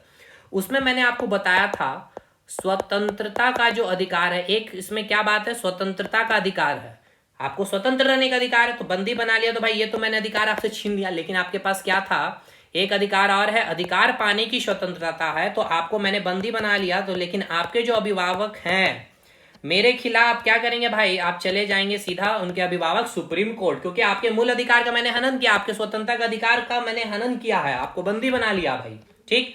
अब यहां पे सुप्रीम कोर्ट जब आप चले जाएंगे तो सुप्रीम कोर्ट क्या करेगा भाई, वैधता देखेगी, वैलिडिटी चेक करेंगे कि आपको मैंने जो बंदी बनाया है क्या सही है बंदी बनाना या नहीं। अगर सही है तब तो फिर ठीक है, और अगर मैंने गलत तरीके से बंदी बना लिया है आपको, ठीक है, तो क्या करेगा सुप्रीम कोर्ट, तब जाकर के सुप्रीम कोर्ट जारी करेगा बंदी प्रत्यक्षीकरण, ठीक है, तब जाकर के सुप्रीम कोर्ट क्या जारी करेगी, बंदी प्रत्यक्षीकरण, यानी कि हैवियस कॉर्पस। और इस केस में सुप्रीम कोर्ट कहेगी कि भाई मेरे जिसको आपने बंदी बनाया है उनको सशरीर उपस्थित करें, ठीक है। तो मैं क्या करूंगा, आप सभी को लेकर के चल जाऊंगा कहां पे, सुप्रीम कोर्ट, और उसके बाद देखा जाएगा कि क्या सही है क्या गलत है। और अगर सही है तो आप फिर कंटिन्यू आप बंदी बन करके ही रहेंगे, और अगर गलत तरीके से मैंने आपको बंदी बनाया है भाई तो फिर आपको वहीं से रिहा कर दिया जाएगा। तो पहले ये आपको समझ में आया कि बंदी प्रत्यक्षीकरण सुप्रीम कोर्ट कब जारी करेगी, बताइए। बंदी प्रत्यक्षी यानी कि आपको की गिरफ्तारी हुई है, ठीक है, आपकी गिरफ्तारी हुई है भाई, आपको लगता है कि आपकी मूल अधिकार यानी आपको गिरफ्तार, आपको कैद कर लिया गया भाई, तो आपके मूल अधिकार का हनन हुआ है, तो आप सीधा चले गए कहां कहां। अच्छा एक चीज को समझिए कि अगर कोर्ट का आदेश आया है आपको जेल में बंद कर देने का, तब भाई आप फिर सुप्रीम कोर्ट के पास नहीं जा सकते। क्यों नहीं जा सकते हैं, इसीलिए नहीं जा सकते, आप कहेंगे सर हमारा मूल अधिकार का तो हनन हुआ। अरे भाई इसीलिए नहीं जा सकते ना क्योंकि सुप्रीम कोर्ट ने आदेश दिया है आपको गिरफ्तार करने का, उन्होंने सारे दस्तावेज पढ़े, आपकी उल्लंघन, आपने जो जो नियम कानूनों का उल्लंघन किया है उसके बाद आपके लिए ऑर्डर जारी की गई है आपको पकड़ के गिरफ्तार करने के लिए। इसीलिए इस केस में आप फिर आप अपने मूल अधिकार का हनन का हवाला देकर के सुप्रीम कोर्ट जाकर के आप सोचेंगे कि सुप्रीम कोर्ट वहां से रिट जारी कर देगी और फिर वैधता चेक करी जाएगी, तो बिल्कुल नहीं। अभी जैसे मैंने आपको बताया कि अगर आपको कोई बंदी बना लेता है तो अब इस केस में आपकी स्वतंत्रता का अधिकार का हनन हुआ, मूल अधिकार का हनन हुआ है। मान के चलिए कि आपकी गिरफ्तारी हो गई है, ठीक है, अब आप गिरफ्तारी करने के तहत आपका मूल अधिकार का उल्लंघन हुआ है और कोई आदेश जारी नहीं हुआ था कोर्ट से, मजिस्ट्रेट से कि आपको गिरफ्तार किया जाए, तो अब आप इस केस में क्या करेंगे, सीधा जा सकते हैं सुप्रीम कोर्ट। अब सुप्रीम कोर्ट क्या करेंगे भाई, सुप्रीम कोर्ट चेक करेगी, ठीक है, बंदी प्रत्यक्षीकरण लागू कर मतलब रिट जारी करेगी और बोलेगी कि ठीक है उनको आप कोर्ट में उपस्थित करें। अब दोनों का पक्ष देखेंगे, सारे दस्तावेज देखेंगे, एविडेंस देखेंगे, अगर सही तरीके से भाई बंदी किया गया तो फिर कंटिन्यू रही, अगर गलत तरीके से तो आपको उसी समय रिहा कर दी जाएगी। ये हो गया बंदी प्रत्यक्षीकरण का मतलब, ठीक है। वह तो बंदी प्रत्यक्षीकरण का आज से ये आप समझ गए, पहला टर्म आपको समझ में आ गया कि बंदी प्रत्यक्षीकरण कब लागू होगा, जब आपको कोई बंदी बना लेता है तब, क्योंकि आपके मूल अधिकार का हनन हुआ है ना भाई, स्वतंत्रता का अधिकार का हनन हुआ है। तो अब आइए बात कर लेते हैं कि अब मूल अधिकार किसके खिलाफ, सॉरी, जो बंदी प्रत्यक्षीकरण है सुप्रीम कोर्ट किसके खिलाफ जारी कर सकती है और किसके खिलाफ जारी नहीं कर सकती है। अब इसको अब हम लोग समझते हैं। तो देखिए, जो बंदी प्रत्यक्षीकरण है, देखिए अगला पॉइंट मैंने लिखा है कि बंदी प्रत्यक्षीकरण निम्नलिखित के खिलाफ जारी हो सकता है। किसके किसके खिलाफ? सबसे पहले सार्वजनिक या सरकारी संस्था। अब इसको समझिए, सार्वजनिक या सरकारी संस्था मतलब ये कि सिंपल शब्दों में सरकारी नौकरी में काम करने वाले सरकार के जो नौकर हैं वो उनके खिलाफ क्या कर सकती है? सुप्रीम कोर्ट रिट जारी कर सकती है। कौन सी? बंदी प्रत्यक्षीकरण।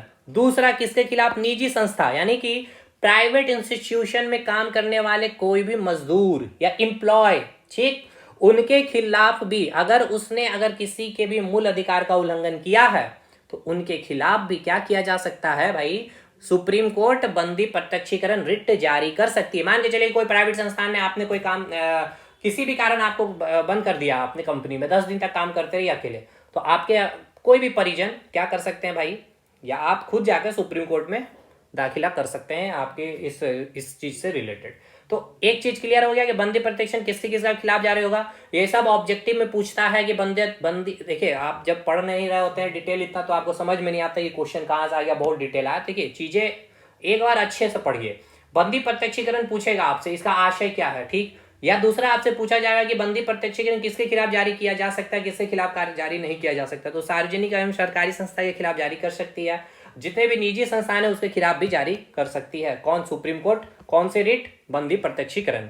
दूसरा अगला है कि ये बंदी प्रत्यक्षीकरण जो है किसके खिलाफ जारी नहीं की जाएगी। अब समझिएगा, देखिए गिरफ्तारी, यदि गिरफ्तारी न्यायालय के आदेश से की गई है, अब इसको समझिए, इसका मतलब मैंने आपको बताया भी था आर्टिकल 22 में, है ना, गिरफ्तारियों से संबंधित जो संरक्षण है उसमें दो प्रकार की गिरफ्तारी, एक है दंडात्मक गिरफ्तारी और एक है निवारक निरोध गिरफ्तारी। तो दंडात्मक जो गिरफ्तारी है वो कब की जाती है? जब आदेश कोर्ट के तरफ से होता है कि आप सारा चीज क्लियर है कि आपने मतलब सारे एविडेंस वगैरह चेकअप हो गया कि आपने भाई कोई भी कानून का उल्लंघन किया, कोई भी अपराध किया है, तो न्यायालय का आदेश है, ठीक है। यहाँ पे समझिए, यहाँ साफ सब शब्दों में लिखा गया है कि न्यायालय के आदेश से अगर आपकी गिरफ्तारी हुई है, यानी कोर्ट ने आदेश दिया है कि आपकी गिरफ्तारी की जाएगी, तो अब इस केस में आप ये नहीं जा करके सुप्रीम कोर्ट ने बोल सकते हैं कि हमारा हमें कैद किया गया, हमारा स्वतंत्रता का अधिकार का हनन किया है, तो इसके लिए आप सुप्रीम कोर्ट क्या करेगी? कोई रिट जारी करेगी? नहीं करेगी। क्यों? क्योंकि न्यायालय के आदेश से ही आपकी गिरफ्तारी हुई है, यानी कि ये दंडात्मक गिरफ्तारी है, ठीक है। कैसी गिरफ्तारी है भाई? और विधि सहमत है, बिल्कुल विधि के अकॉर्डिंग ही आपकी गिरफ्तारी हुई है। तो इस केस में भाई क्या है? कोई भी रिट जारी नहीं की करेगी सुप्रीम कोर्ट, कोई भी नहीं, मतलब बंदी प्रत्यक्षीकरण रिट जारी नहीं करेगी सुप्रीम कोर्ट। पहला क्लियर है। चलिए अब आइए अगला, कौन सा कंडीशन है? गिरफ्तारी न्यायपालिका या विधायिका की अवमानना पर की गई, यानी इसका मतलब ये कि आपने न्यायपालिका की या फिर विधायिका की, विधायिका मतलब लेजिस्लेचर, संसद, लोकसभा, राज्यसभा की, आपने क्या किया? अवमानना की है। मतलब अगर आपने न्यायपालिका, मान के चलिए कि सुप्रीम कोर्ट, विधायिका यानी कि संसद की, किसी को भी निर्देश को नहीं माना, यानी संसद की कोई कानून का आपने नहीं माना, उल्लंघन किया है, तो उस मामले में अगर आपकी गिरफ्तारी हुई है भाई, तब इस केस में सुप्रीम कोर्ट आपको बचाने के लिए, आपके मूल अधिकार की रक्षा के लिए कोई रिट जारी नहीं करेगी। क्लियर हो गया? यानी कि बंदी प्रत्यक्षीकरण रिट जारी नहीं करेगी। दूसरा समझ में आ गया कहां जारी नहीं होगी। अब आइए तीसरे पे, ऐसे मामले में भी बंदी प्रत्यक्षीकरण लागू नहीं होगा, ध्यान से समझिएगा इसको अच्छे से, जहां न्यायालय का अधिकार क्षेत्र नहीं है, ठीक है, या जिन मामलों में न्यायालय का अधिकार क्षेत्र नहीं आता है उस मामले में बंदी प्रत्यक्षीकरण लागू नहीं होगा। ये क्या है? अब इसको समझिए, इसका मतलब क्या है। यहाँ पे लिखा यह गया है कि ऐसे मामले में बंदी प्रत्यक्षीकरण लागू नहीं होगा सुप्रीम कोर्ट के द्वारा जहां न्यायालय का अधिकार क्षेत्र नहीं है। अब जैसे समझिए, एक गिरफ्तारी आपको मैंने बताया था निवारक निरोध, है ना।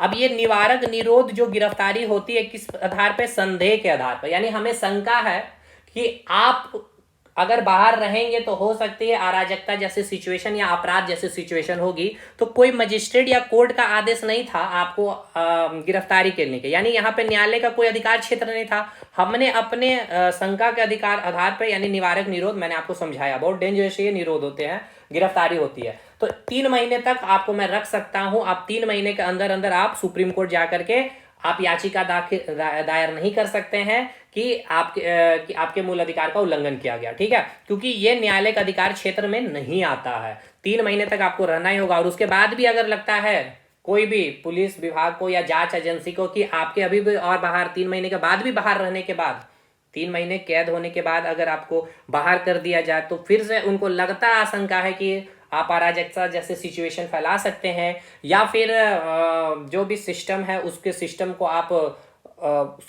उसमें आप कुछ भी अड़चन डाल सकते हैं, ठीक है, सरकारी विभाग में या सरकारी कार्यों में। तो आपको क्या किया जाएगा, हाई कोर्ट के जज के उनके ही निर्देश में एक बोर्ड, एडवाइजरी बोर्ड में आपको प्रस्तुत किया जाएगा, और सारे एविडेंस जांच एजेंसी पुलिस विभाग रखेंगे कि इनको 3 महीने तक और हमें अपने अंदर तहत कस्टडी में रखनी है। और अगर हाईकोर्ट जज वो सारे दस्तावेज देख करके अगर फिर से ऑर्डर जारी कर देते हो तो फिर से आपको 3 महीने तक कस्टडी में रख सकती है। सब मैंने आपको बता दिया, खैर तो आर्टिकल 22 में ही मैंने बताया था।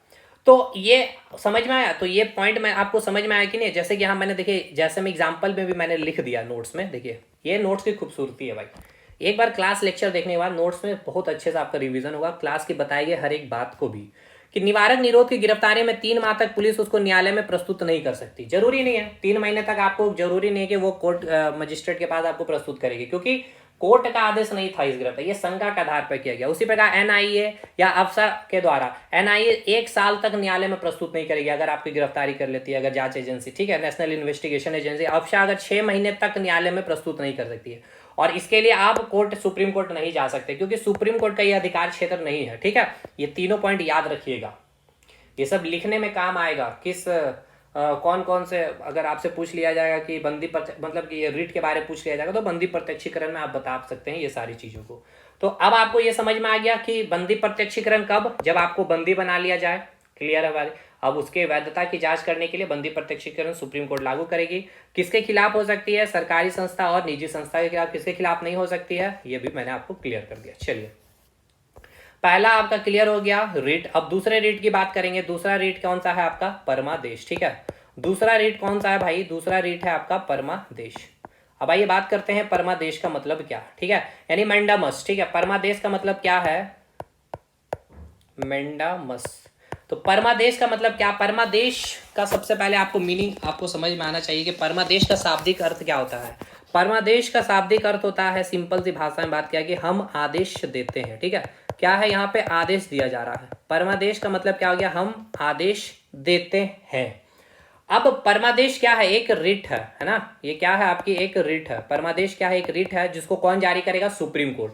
तो आपको समझना होगा कि मैंडामस कब, यानी परमादेश कब जारी होगी, किसके खिलाफ जारी होगी और किसके खिलाफ जारी नहीं होगी, ठीक है। हर एक रिट के बारे आपको समझना पड़ेगा इस प्रकार से ही।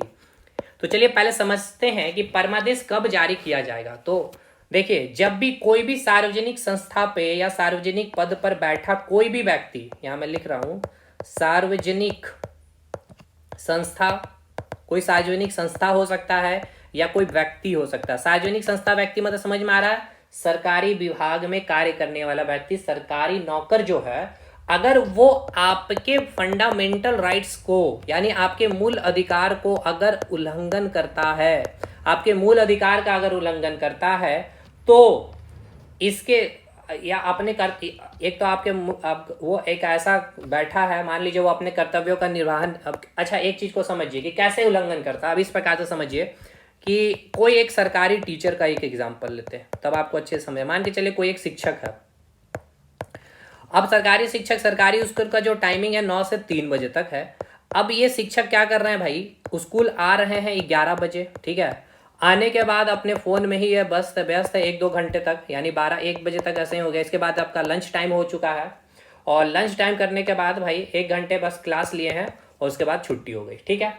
तो अब ये जो सरकारी शिक्षक हैं, यानी कि जो सार्वजनिक पद में बैठा जो ये व्यक्ति है, ठीक है, क्या इसने अपने कर्तव्यों का निर्वहन किया है, पहले ये बताइए। इनका जो कर्तव्य था, क्या इसने अपने कर्तव्य का निर्वहन किया है, तो आप कहेंगे नहीं किया है। तो इस आधार पर आप क्या कर सकते हैं भाई, इस आधार, तो आपके क्या हुआ भाई, आपके कर्तव्यों का, इन्होंने अपने कर्तव्यों का निर्वहन नहीं किया। अब आप कहेंगे सर मूल अधिकार का कैसे उल्लंघन हुआ। याद करिए आर्टिकल 21 का ए। कौन सा आर्टिकल याद करना है, आर्टिकल 21 का ए। 6 से 14 वर्ष के बच्चों को क्या है भाई, उसको कंपलसरी है शिक्षा, है ना। तो इनको तो शिक्षा मिला नहीं भाई, क्योंकि ये सार्वजनिक पद पे बैठा है। और इस खिलाफ तो अब इसके आधार पर आप क्या कर सकते हैं भाई, आप सीधा कहाँ जा सकते हैं, सुप्रीम कोर्ट जा सकते हैं और बोल सकते हैं कि हमारा आर्टिकल 21 का सब क्लॉज ए का उल्लंघन किया गया है। तो अब इस आधार पर सुप्रीम कोर्ट क्या करेंगे भाई, परमादेश जारी करेंगे, और परमादेश जारी करके चेक करेंगे पहले, ठीक है, वैधता देखेंगे कि भाई वाकई जो भी बातें हैं क्या सही है। तो अगर ये क्रियाविधि है, 11 बजे आना, 2-3 घंटे फोन में व्यस्त रहना, फिर लंच और फिर 1 घंटे का क्लास ही लेना, अगर ऐसी चीजें पाई गई तो जो सुप्रीम कोर्ट है वो क्या जारी करेगी, परमादेश जारी करेगी, ठीक है, क्लियर है। और उनको कहेंगे कि भाई जो भी शिक्षक है, मास्टर साहब है या मास्टरनी साहब जो भी है भाई, कि आप इनके भविष्य से खिलवाड़ ना ही करें, ठीक है। तुमको जो संविधान ने या सरकार ने जो दायित्व दिया है, अपने दायित्व अपने कर्तव्यों का निर्वहन करिए, ठीक है, उनका पालन करिए। तो परमादेश कब जारी होगा ये क्लियर हुआ, पहले ये बताइए परमादेश कब जारी होगा। कोई भी सार्वजनिक संस्था या सार्वजनिक विभाग या सार्वजनिक व्यक्ति, यानी कि सिंपल सरकारी विभाग में कार्य करने वाला व्यक्ति हो सकता है या कोई सरकारी विभाग हो सकता है, अगर उसने मूल अधिकारों का उल्लंघन किया है या फिर जो उनका कर्तव्य है, जो सरकार ने उनको दायित्व दिए हैं, अगर वो निर्वहन करने से मना करते हैं या नहीं करते हैं, और उससे अगर मूल अधिकार का उल्लंघन होते हैं, जैसे कि ये सरकारी शिक्षक को क्या था, कर्तव्य दायित्व दिए हैं सरकार ने, 9 से 3 आपको शिक्षा देना, बच्चों को पढ़ाना, तो ये आर्टिकल 21A का हनन हुआ है, मूल अधिकार का उल्लंघन हुआ है। इस आधार पर परमादेश सुप्रीम कोर्ट जारी कर सकती है, क्लियर है। अब आ जाइए यहाँ पे परमादेश के बारे में क्या नोट्स में लिखा हुआ है।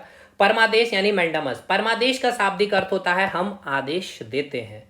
परमादेश उस स्थिति में जारी किया जाता है जब कोई सार्वजनिक पद या सार्वजनिक संस्था अपने दायित्व का निर्वहन करने से मना कर दे या दायित्व का निर्वहन ना कर रही हो, या तो अपना कार्य करने से मना कर दे वो सरकारी शिक्षक की नहीं करेंगे, या फिर वो अपना दायित्व ना निभाएं। इस आधार पर क्या किया जा सकता है, परमादेश जारी किया जा सकता है सुप्रीम कोर्ट के द्वारा। अब आइए यहाँ पे बात होगी कि जो परमादेश जारी होगी, ठीक है, यानी परमादेश किसके लिए जारी किया जाएगा, किसके खिलाफ जारी होगा, तो केवल सार्वजनिक संस्था के खिलाफ जारी हो सकता है, ठीक है। अब याद रखिएगा जिसमें अधीनस्थ न्यायालय और प्राधिकरण ट्रिब्यूनल भी इसमें शामिल है, क्लियर है। नेशनल ग्रीन एनजीटी के बारे में आपने सुना होगा ना दिल्ली में, ठीक है, तो उनके खिलाफ भी अगर उन्होंने जो भी ग्रीनिश या पर्यावरण से रिलेटेड जो भी चीज है, अगर उनसे भी मूल अधिकार का अगर उल्लंघन होता है तो उनके खिलाफ भी आप कोर्ट जा सकते हैं और सुप्रीम कोर्ट परमादेश जारी कर सकती है। तो ये क्लियर हुआ परमादेश किसके कब, ठीक है, किसके खिलाफ ये बताइएगा, किसके खिलाफ, केवल और केवल सार्वजनिक संस्था या सार्वजनिक विभाग या सार्वजनिक व्यक्ति के खिलाफ ही परमादेश जारी की जा सकती है। कोई भी प्राइवेट संस्था के खिलाफ, प्राइवेट इंस्टीट्यूशन पे काम करने वाले व्यक्तियों ने अगर आपका उल्लंघन किया, ठीक है, मान लीजिए प्राइवेट संस्थान में कोई शिक्षक आप पढ़ा रहे हैं और उन्होंने नहीं पढ़ाया, तो आप उस नहीं बोल सकते कि हमारे मूल अधिकार का उल्लंघन हुआ, क्योंकि इसके खिलाफ आपका रिट जारी नहीं कर सकती है सुप्रीम कोर्ट, क्लियर है भाई। तो देखिए यहाँ पे साफ साफ शब्दों में बताया भी गया है कि क्या बताया गया है कि निम्नलिखित के खिलाफ जारी नहीं होगा, जो भी निजी व्यक्ति हो सकता है या निजी संस्था हो सकता है, यदि कार्य के प्रति, अच्छा एक चीज इसको समझिए कि मान के चलिए कि ये सरकारी शिक्षक ही है, इसके खिलाफ भी रिट जारी नहीं हो सकता, कब, यही मान के चलिए सरकारी शिक्षक है, 9 से 3 अपने कर्तव्य का निर्वहन किया, पालन किया, पढ़ाया लिखा, और इसके बाद भी 2 घंटे एक्स्ट्रा क्लास ये दे रहे हैं 5 बजे तक, ठीक है, ये मैडम या मास्टर साहब, और लगातार 3 महीने तक यही काम किया, अगले 3 महीने इन्होंने ये एक्स्ट्रा क्लास देना बंद कर दिया। तो ये जो एक्स्ट्रा क्लास ये दे रहे थे भाई अपनी स्वेच्छा के अनुसार दे रहे थे, ठीक है, अपनी इच्छा के अनुसार दे रहे थे। तो अब आप कहेंगे कि सुप्रीम कोर्ट को जा करके कि भाई ये एक्स्ट्रा क्लास देना बंद कर दिए हैं, तो इसके आपके मूल अधिकार का यहाँ हनन हो रहा, तो भाई सुप्रीम कोर्ट कहेंगे आपको कि ये तो स्वेच्छा के अनुसार ही आपको, इसके लिए तो सरकार ने इनको कोई दायित्व या कर्तव्य नहीं दिया था, इनको लगता है या इनकी रुचि है, तो स्वेच्छा के अनुसार किया गया कोई कार्य, ठीक है, अगर उसके अनुरूप में आप जा करके या उसके अपोजिशन में या उसके विरोध में आप जा करके सुप्रीम कोर्ट में दाखिला FIR करते हैं या फिर कोर्ट केस करते हैं, तो भाई उसके लिए आपको सुप्रीम कोर्ट फटकार लगाएगी, उसके लिए कोई भी परमादेश जारी नहीं करेगी, ठीक है, समझ में आया। तो वही बात यहाँ पे लिखी गई है कि यदि कार्य की प्रकृति स्वैच्छिक हो, मतलब अपनी स्वेच्छा से एक्स्ट्रा क्लास अगर सरकारी शिक्षक दे भी रहे हैं तो उनका मन है जब तक चाहे तब तक वो देंगे, जब चाहे वो बंद भी कर सकते हैं, आप उसके लिए ऐसा नहीं है कि भाई बाध्य है कि आपको वो बाध्य नहीं है कि वो आपको देंगे। अब आगे आइए, ये इंपॉर्टेंट है।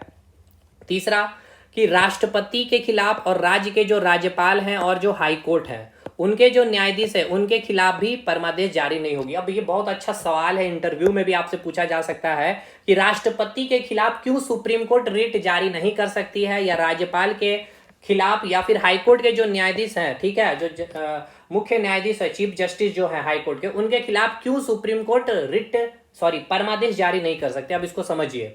अब ऐसे समझिए कि आप कोई एक शिक्षक थे, ठीक है, टीचर है भाई, या मैं शिक्षक हूं, मेरे द्वारा पढ़ाया गया जो छात्र है ये, इसको मैंने पढ़ाया और इसका सिलेक्शन हो चुका है दरोगा में या डीएसपी या एसपी जिसमें भी, ठीक है। चलिए दरोगा ही रखते, डीएसपी में नहीं, क्योंकि आदेश डीएसपी देगा इसको, ठीक है। अब देखिएगा, इनका चयन दरोगा में हुआ। अब हमने जेपीएससी ऑफिस में धरना दिया है कोई भी डिमांड को लेकर के। अब इस दरोगा को भाई इसने यानी डीएसपी ने इनको क्या किया, विभाग की तरफ से ऑर्डर आया है यहाँ पे इनको खदेड़ने के लिए, ठीक है, क्योंकि जेपीएससी ऑफिस का हमने घेराव किया है बड़े ही संवैधानिक तौर पे। तो अब ये यही छात्र क्या करेगा, हमारे ऊपर अब डंडा या फिर कोई भी लाठी चार्ज कर देता, ठीक है। तो अब इस केस में आप क्या कहेंगे कि भाई इसको हमने पढ़ाया, अब आप क्या छात्र हो गए, हमने आपको पढ़ा के भेजा, आप हमारे ऊपर लाठी चार्ज क्यों कर? नहीं, देखिए ये जो छात्र कार्य कर रहे हैं ये अपनी इच्छा से नहीं कर रहे हैं, ये मजबूरन है, ये बंधे हैं, ये दरोगा जो है ये बंधे हैं किसके अधीन? विभाग के तरह, ठीक है, जो कार्यपालिका है, जो स्टेट की जो कार्यपालिका है, प्रशासनिक विभाग के ऑर्डर पे इनको कार्य करना पड़े, ये अपनी स्वेच्छा से नहीं कार्य कर रहे हैं, ठीक है। यानी ये कोई भी डिसीजन जो ले रहे हैं वो अपनी इच्छा से नहीं लेते हैं। उसी प्रकार जो राष्ट्रपति है, ठीक है, राष्ट्रपति कोई भी डिसीजन ले रही है, मान के चलिए ऐसे, अच्छा पहले ये बताइए, राष्ट्रपति कोई भी कार्य करती है किसके निर्देश पे? जो केंद्र की जो मंत्री परिषद है, ठीक है, मंत्री परिषद जो निर्णय लेती है, जो कहती है, वही कार्य आपके राष्ट्रपति करते हैं। मंत्री परिषद का हेड कौन होता है? प्राइम मिनिस्टर, ठीक है। उसी प्रकार राज्यपाल की भी बात कर ले, ठीक है, तो राज्यपाल भी किसके अधीन यानी किसके दिशा निर्देश पे काम करते हैं? जो राज्य की जो मंत्री परिषद है, और राज्य के मंत्री परिषद का हेड कौन होता है? Chief minister. तो मान के चलिए अभी देश में कोई भी ऐसी सिचुएशन आन पड़ी थी, ठीक है, मान के चलिए जैसे कोई भी अराजकता जैसे सिचुएशन है और आप जा रहे हैं राष्ट्रपति के पास, ठीक, और आपने राष्ट्रपति को बात बताया है, लेकिन इसके बाद भी राष्ट्रपति कोई भी निर्णय नहीं लिया, कोई भी एक्शन नहीं लिया, ठीक है, कोई कार्य नहीं किया। अब ये कौन सा पद है भाई? सार्वजनिक पद है। ये भी कौन सा पद है? सार्वजनिक पद है। परमादेश तो सुप्रीम कोर्ट जारी कर सकते सार्वजनिक पद के खिलाफ, लेकिन राष्ट्रपति, राज्यपाल और हाईकोर्ट के जो मुख्य न्यायाधीश उनके खिलाफ इसीलिए नहीं जारी कर सकती, अराजकता जैसी सिचुएशन बनी, लेकिन इसके बाद भी राष्ट्रपति ने कोई कार्य नहीं किया अपने सार्वजनिक पद में होने के बावजूद भी, क्योंकि ये जो भी कार्य करते हैं मंत्री परिषद, जो केंद्र की जो मंत्री परिषद है, उनकी सलाह के अनुसार ही कोई निर्णय या डिसीजन लेती है। तो इन्होंने तो कोई अपने अकॉर्डिंग कोई इनको डिसीजन लेनी नहीं है, इसलिए सुप्रीम कोर्ट कोई भी, ठीक है ना, आपको कोई भी नहीं, मतलब परमादेश रिट इसके लिए जारी नहीं कर सकते। उसी प्रकार राज्यपाल के पास आप मिलने गए, ठीक है, कि जेपीएससी की एग्जामिनेशन जैसी कोई भी ये आई है, तो भाई राज्यपाल निर्णय कब लेता है? जब मंत्री परिषद यानी राज्य की जो मंत्री परिषद निर्णय लेते हैं वही कार्य ये करते हैं। तो इन्होंने कोई कार्य किया नहीं आपके लिए और है सार्वजनिक पद में बैठे। और मैंने आपको बताया था कि परमादेश तब जारी होती है जब कोई सार्वजनिक पद में बैठा व्यक्ति अपने दायित्व या अपने कर्तव्य का निर्वहन नहीं करती है, जो सरकार ने जो उनको दायित्व दिए हैं, अगर वो उनका निर्वहन नहीं करती है तो आप उसके खिलाफ जा सकते हैं अगर मूल अधिकार का उल्लंघन हुआ है। तो भाई इन्होंने किया नहीं है, लेकिन इसके खिलाफ आप जाएंगे भी तो सुप्रीम कोर्ट परमादेश जारी नहीं करेगी, क्योंकि ये कोई भी कार्य मंत्री परिषद, जो राज्य के मंत्री परिषद, उनके ही सलाह मशवरा के अनुसार ही कोई भी डिसीजन लेते हैं। अब आइए बात कर लेते हैं हाईकोर्ट के जो चीफ जस्टिस है। देखिए कोई भी केस हो तो केस के लिए कम से कम जो भी जजेस की बेंच बनती है, ठीक है, 3 जजेस की बेंच बन गई, 5 जजेस की बेंच बन गई, 7 जजेस की बेंच बन गई, 11 जजेस की बेंच बन गई। अब इस बेंच में जो भी जजेस का निर्णय आता है वही निर्णय चीफ जस्टिस लेते हैं, ठीक है। ऐसा नहीं कि जो भी निर्णय किसी भी केस में आपको देखने को मिलता है वो डायरेक्ट निर्देश चीफ जस्टिस का होता है, बिल्कुल नहीं। वो बेंच, जजेस का एक बेंच होती है, उस जजेस के बेंच का जो आदेश होता है, जो निर्णय होता है, वही निर्देश ये लेते हैं। इसीलिए इनके खिलाफ भी रिट, परमादेश रिट जारी नहीं होती है, क्योंकि ये भी निर्णय इनका नहीं होता है अपना, ठीक है। तो परमादेश ये भी क्लियर हो गया। चलिए ये दूसरा रिट आपका क्लियर होता है, यानी कि ये कहाँ कहाँ लागू नहीं होगा, किसके खिलाफ? तो प्राइवेट संस्था, स्वैच्छिक कार्य किया जाना, और ये इंपॉर्टेंट है, राष्ट्रपति, राज्य के राज्यपाल और हाईकोर्ट। ये सब तो इंटरव्यू में पूछा भी गया पहले, यूपीएससी वगैरह एग्जाम में आपने देखा भी होगा यूट्यूब वगैरह में। चलिए ये 2 रिट का, अब नेक्स्ट रिट में हम लोग बात करेंगे। चलिए आ जाइए एक बार यहाँ पे आपको हमने बंदी प्रत्यक्षीकरण और परमादेश क्लियर कर दिया, ठीक है। अब यहाँ से ये आगे कल करेंगे और इसके बाद आर्टिकल हमारा क्या बचेगा? अच्छा, इसके बाद हमारा आर्टिकल 33 बचेगा, 34 बचेगा, 35 मूल अधिकार का इसको बता के खत्म कर लेंगे। और आपातकाल और मूल अधिकार से भी रिलेशन कराना है, और सुप्रीम कोर्ट और हाई कोर्ट में कौन मोस्ट पावरफुल होता है मूल अधिकार को लेकर, उस पर भी डिस्कशन, यानी 2 क्लास अभी और लगेगा मूल अधिकार पे। ठीक है, जो भी लगे चीजें अच्छे से हमें समाप्त करनी है। चलिए मिलते हैं नेक्स्ट वीडियो में, तब तक के लिए धन्यवाद।